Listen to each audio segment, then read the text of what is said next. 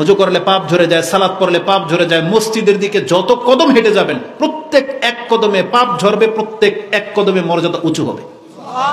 আপনি উঠতে চাইলে কত উপরে উঠবেন, উঠেন না। জান্নাতের কত উচ্চতা আপনি যেতে চান, তার আপনি মসজিদের দিকে ঘন ঘন হেঁটে যান, আপনার মর্যাদা খালি উঠতেই থাকবে, উঠতেই থাকবে। কিন্তু আমরা এটাকে কদর করি না। অথচ আপনি জানেন না যে নামাজ, মসজিদ এগুলো আমাদের জন্য কত গুরুত্বপূর্ণ সম্পদ, এটা আপনি জানেন না, খেয়ালই করেন না আপনি। অথচ আল্লাহ সুবহানাহু ওয়া তাআলা এগুলো সব সেট আপ করেছেন আমাদেরকে ক্ষমা করার জন্য।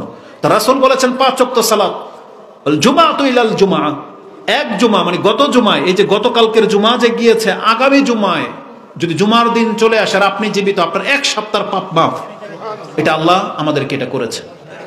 তারপরে রাসূলুল্লাহ সাল্লাল্লাহু আলাইহি ওয়াসাল্লাম বলেছেন, রমাদান ওয়া ইলা রমাদান, এক রমজান চলে গেছে আরেক রমজান আসতেছে। এই যে আপনাদেরকে বললাম কেন আপনি 19 দিন বেঁচে থাকার দোয়া করবেন যাতে রমজান মাস পেয়ে যান। রাসূল বলেছেন রমজানের চাঁদ উঠে যাবে আর আপনি জীবিত, আপনার 1 বছরের পাপ আল্লাহর পক্ষ থেকে মাফ। সিয়াম তো রাখবেন কালকে, তাই না? চাঁদ উঠে গেলেই ঘোষণা যদি হয়ে যায়, মাইকে ঘোষণা হয়ে গেছে আগামীকাল রমজান, তার মানে আজকে তারাবি, আপনি তারাবি যাওয়ার আগে আপনার পাপ মাফ। এটা হচ্ছে ইসলাম। এই জন্য আমাদেরকে বারবার বলতে হবে আল্লাহুম্মা বাল্লিগনা রমাদান, আল্লাহ আমাদেরকে অন্তত রমজান মাসে পৌঁছে দাও। এবং আপনি বলবেন আল্লাহুম্মা ওয়াফিকনা লাইলাতুল কদর, আল্লাহ আমাকে এই বছর লাইলাতুল কদর যেন আমার তকদিরে হয়ে যায়, আল্লাহ তুমি তৌফিক দান করো। কারণ আপনি বয়স পেয়েছেন ধরেন 60-70 যারা আছেন, এই রমজান যদি পেয়ে যান, কদরের রাতটা যদি পেয়ে যান, আপনার আমল নামার মধ্যে 1000 মাস মানে 83 বছরের চাইতে বেশি নেকি আপনার আমল নামায় যুক্ত হয়ে যাবে একটা রাতের ইবাদত। এই জন্য আল্লাহর কাছে এটা খুব অন্তর থেকে চাইবেন যে আল্লাহ আমি যেন এই রমজানের কদরটা অন্তত যেন পেয়ে যাই। তাহলে এটা আপনি কিভাবে বুঝবেন? এই যে আজকে থেকে আপনি শাবান মাসের গণনাগুলোকে মুখস্থ রাখার চেষ্টা করবেন, যে কালকে 10 তারিখ, তারপরে এইভাবে দিনগুলো আপনি পার করবেন। এখন কি করবেন শাবান মাসে?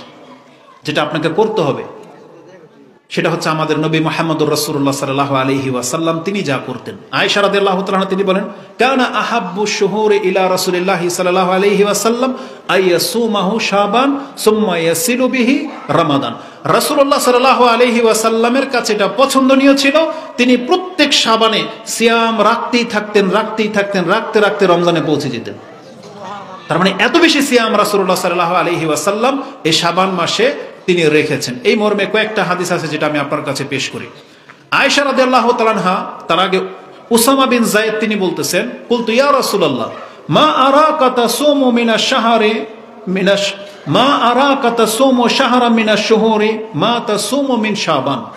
আপনি শাবান মাসে যত সিয়াম রাখেন অন্য কোন মাসে আপনাকে এত নফল সিয়াম রাখতে দেখি না। তখন রাসূল বলেছেন, যালিকা শাহরুন ইউগফালুন নাসু আনহু বাইনা রাজবি ওয়া রমাদান ওয়া হুয়া শাহরুন ইউগফালুন নাস তুরাদুল আমালু ইলা রাব্বিল আলামিন ফাউহিব্বু আইয়ুরফা আমালি ওয়া আনা সাইম।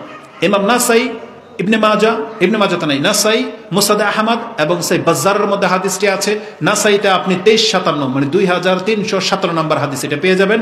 উসামা বিন যায়েদ রাদিয়াল্লাহু তাআলা তার বর্ণনাকারী, যে রাসূল বলেছেন এটা এমন একটা মাস যে মাস সম্পর্কে অধিকাংশ মানুষ বেখবর, জানে না এটা কোন মাস যাচ্ছে, অথচ এই মাসে পৃথিবীর আমলগুলোকে আল্লাহর কাছে পেশ করা হয়। আর রাসূল বলতেছেন ফাউহিব্বু আইয়ুরফা আমালি ও আনা সাইম, আমি এটা পছন্দ করি যখন আল্লাহ সবার আমলগুলো চেক করবে, দেখবে যে আজকে মুহাম্মদ সিয়াম অবস্থায় আছে, এটা আমি পছন্দ করি। তার মানে আমরা অধিকাংশ মানুষ জানি না যে এটা শাবান মাস চলতেছে আর এই মাসে বেশি বেশি সিয়াম রাখাটা রাসূলুল্লাহ সাল্লাল্লাহু আলাইহি ওয়াসাল্লামের সুন্নাহ। বরং আয়েশা রাদিয়াল্লাহু তাআলা তিনি তো বলতেছেন যে কানা ইয়াসুমু শাবানা কুল্লাহ, রাসূলুল্লাহ সাল্লাল্লাহু আলাইহি ওয়াসাল্লাম পুরো শাবান মাস জুড়ে সিয়াম রাখতেন।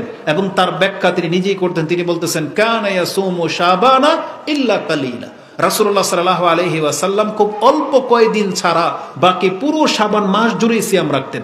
এই হাদিস ইবনে মাজাতে রয়েছে, যেটা আপনি 1649 নম্বর হাদিসে পেয়ে যাবেন। এবং ইমাম মুসলিম হাদিসটি 26-12 উল্লেখ করেছেন, মানে 2612 নম্বরে পেয়ে যাবেন সিয়ামের অধ্যায়। এত গুরুত্বপূর্ণ বিষয় যে রাসূলুল্লাহ সাল্লাল্লাহু আলাইহি ওয়াসাল্লাম তিনি অধিক মাত্রায় সিয়াম পালন করতেন। এই জন্য আমাদের কাজ হলো শাবান মাসে শুধু একটা সিয়াম না, বরং আপনি যে কয়টা পারেন দ্রুত আপনি সিয়ামগুলো রাখার চেষ্টা করেন, অভ্যাস গড়ে তোলেন। একেবারে শেষের দিক থেকে কয়েকটা সিয়াম ছেড়ে দিয়ে 25 সিয়াম পর্যন্ত, 26 শাবান পর্যন্ত আপনি যতগুলো পারেন রাখেন।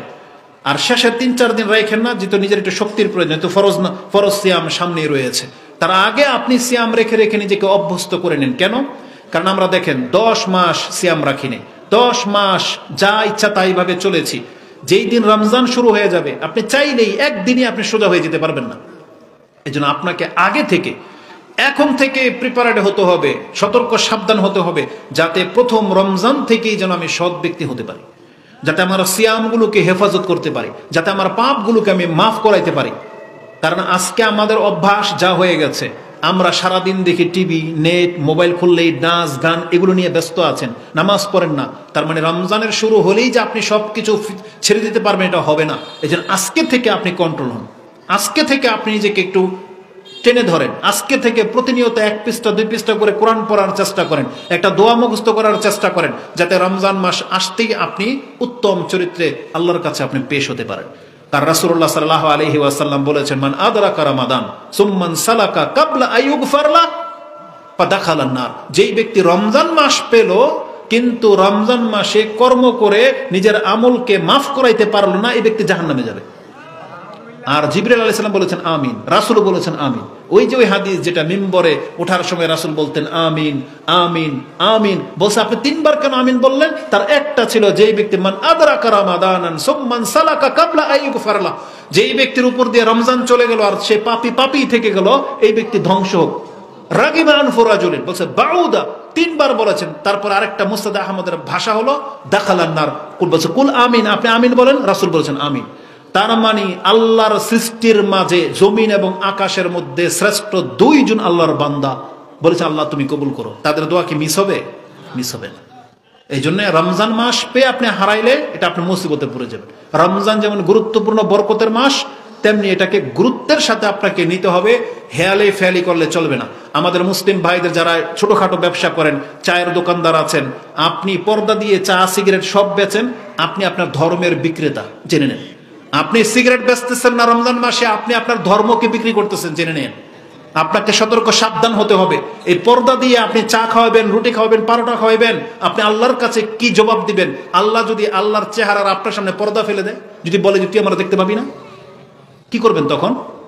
কিচ্ছু করার নাই আপনার। এই জন্য এখন সতর্ক হন। আরে ন্যূনতম একজন মুসলিম ব্যক্তি হলেও আপনি আপনার ইসলামটাকে কদর করার চেষ্টা করেন। আমরা যখন সৌদি আরবে ছিলাম, একটা ইয়ং বয়সের একটা ছেলের কথা বলি, যেটা রমজান মাসে আমরা হয়তো বলবো। একজন ইয়ং বয়সের একটা ছেলে, দাড়ি নাই, মোছ নাই, মানে ফাত্রা পোলাপান, আমাদের সমাজে কই না আমরা যে তো পোলাপান, সাধারণ আম পাবলিক। সেই ছেলে ইশারাতে সিগন্যালে দাঁড়িয়ে আছে, এক ব্যক্তিকে দেখেছে সে পেপসি খাচ্ছে রমজান মাসের দিনে। ওকে বলতেছে লেশতাশরাব, তুই এখন পেপসি খাচ্ছিস কেন? হাজা রমাদান, বলছে এটা রমজান মাস। ও বলতেছে আনা মাফি মুসলিম, বলছে আমি মুসলিম না। তুই মুসলিম না তাতে কি হয়েছে? তোকে যদি এখন কেউ পেপসি খাইতে দেখে, গিয়া বদনাম ছড়াবে যে সৌদি আরবে দেখে আসছি ওই রমজান মাসে দিনের বেলায় পেপসি খাইতে। কতটা চিন্তাশীল ও! কি মনে করেন যে তুই হিন্দু, এটা তোর ও জানবে না? বলবে তো আমরা মুসলিম, বলবে যে মুসলিমকে দেখে আসছি রমজান মাসে দিনের বেলায় পেপসি খাইতে, তোর কারণে আমরা বদনামি হব। তাহলে আমরা বাংলাদেশের মধ্যে 90% মুসলিম হয়ে আমাদের মাথায় এই চিন্তা কেন আসে না? আমাদের নেতারা কোথায়? আমাদের দায়িত্বশীলরা কোথায়? কেন তাদের এই বাকালাগুলোর মধ্যে, এই মুদির দোকানের মধ্যে সে রমজান মাসে পর্দা দিয়ে চাও বিক্রি হয়, সিগারেটও বিক্রি হয়? এত মন্দ এই মুসলিম সমাজ, কেন এমনটা হয়েছে? এত ছাড় দিলে চলবে না। জি, তো আমার সময় খুব কম, যে তোমাদের মেহমান চলে আসবে। তো মূল মেসেজ যেটা আমি আপনাকে শাবান মাস সম্পর্কে একটু তালকিন করে দিয়েছি। এখন আমার মূল বক্তব্যের যে বিষয়টা ছিল, রমজানের আগে আমাদেরকে প্রস্তুত থাকতে হবে। তার মধ্যে একটা প্রস্তুতি হলো আমাদেরকে প্রতিনিয়ত আল্লাহর কাছে ইস্তিগফার করতে হবে, আল্লাহর কাছে ক্ষমা চাইতে হবে। আমরা কিন্তু অনেক পাপী, আমরা প্রত্যেকের দ্বারা অনেক বেশি পাপ জমা হয়ে গেছে। আমাদেরকে আল্লাহ সুবহানাহু ওয়া তাআলার কাছে ক্ষমা চাইতে হবে, যাতে আল্লাহ সুবহানাহু ওয়া তাআলা আমাদেরকে ক্ষমা করে দেন। কোরআনে আল্লাহ সুবহানাহু ওয়া তাআলা আমাদেরকে ক্ষমার দিকে ডেকেছেন। সূরা নিসা 4 নম্বর সূরা, এর 106 নম্বর আয়াতটি দেখেন। তাতে আল্লাহ সুবহানাহু ওয়া তাআলা আমাদেরকে বলেছেন, বরং আমাদের নবী মুহাম্মদুর রাসূলুল্লাহ সাল্লাল্লাহু আলাইহি ওয়াসাল্লামকে বলেছেন, আস্তাগফিরিল্লাহ, তুমি আল্লাহর কাছে ইস্তিগফার করো। রাসূলকে বলা হয়েছে। ওয়াস্তাগফিরিল্লাহ, তুমি আল্লাহর কাছে ইস্তেগফার করো। তেমনি আল্লাহ সুবহানাহু ওয়া তাআলা সূরা মুমিনুন 23 নম্বর সূরার সর্বশেষ আয়াত 118 নম্বর আয়াতে আপনি পেয়ে যাবেন, আল্লাহ বলেছেন ওয়াকুর রাব্বিগফির ওয়ারহাম ওয়া আনতা খায়রুর রাহিমিন, তুমি বলো হে আমার প্রতিপালক, রাব্বিগফির ওয়ারহাম, আল্লাহ তুমি আমাকে ক্ষমা করো, আমার উপরে রহম করো, তুমি উত্তম ক্ষমাকারী। এইভাবে আমাদেরকে আল্লাহ সুবহানাহু ওয়া তাআলা ক্ষমা চাইতে বলেছেন। এই আমলগুলোকে রাসূলুল্লাহ সাল্লাল্লাহু আলাইহি ওয়াসাল্লাম কিভাবে প্রতিষ্ঠিত করেছেন? রাসূলুল্লাহ সাল্লাল্লাহু আলাইহি ওয়াসাল্লামের ব্যক্তি জীবন যদি আপনি দেখেন, তাহলে আপনি দেখতে পাবেন যে মুহাম্মদুর রাসূলুল্লাহ সাল্লাল্লাহু আলাইহি ওয়াসাল্লাম আগরুল মুজান্নিন, তিনি বলেন যে কালা রাসূলুল্লাহ সাল্লাল্লাহু আলাইহি ওয়াসাল্লাম লা ইউগানু আলা কলবি ওয়া ইন্নী লা আস্তাগফিরুল্লাহ ফিল ইয়াউমি মিয়াতা মাররা। যদি সামান্য সময়ের জন্য রাসূলুল্লাহ সাল্লাল্লাহু আলাইহি ওয়াসাল্লাম বলতেছেন আমার অন্তর যদি, হ্যাঁ এখানে বসবে, জি ঠিক আছে, তাহলে শেষ, জি জাযাকাল্লাহ খায়ের। তো যেটা আমাদের মেহমান চলে আসছে, আল্লাহ সুবহানাহু ওয়া তাআলা তাকে শিফা দান করুক, আমাদেরকেও কল্যাণকামী হওয়ার তৌফিক দান করুক। যতটুকু কথা বলেছে আল্লাহ আমাকে এবং আপনাদেরকে আমল করার তৌফিক দান করুক। এবং অবশ্যই আমাদেরকে আল্লাহর কাছে ক্ষমা চাইতে হবে। আমি আমার এবং আপনাদের জন্য ক্ষমা চাচ্ছি, হুজুরের কাছে ক্ষমা চাচ্ছি, আর উনি যেন ক্ষমা চায় আমাদের জন্য, আল্লাহ যেন আমাদেরকে ক্ষমা করে দেন, আমিন। আসসালামু আলাইকুম ওয়া রাহমাতুল্লাহি ওয়া বারাকাতুহু।